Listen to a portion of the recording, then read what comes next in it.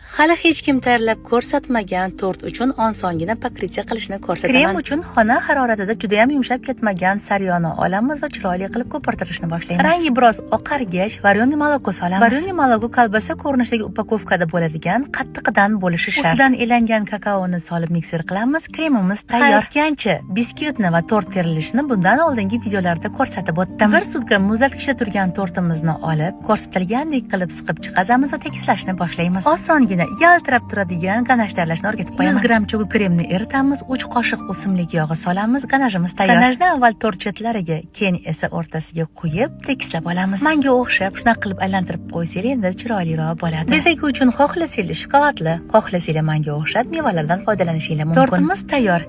Endi oralarini ham ko'rsataman. Ana bo'ldi, hammasi tayyor. Retsep yoqqan bo'lsa, notarangizni duo qilib, mehringiz isboti like bosishni unutmang.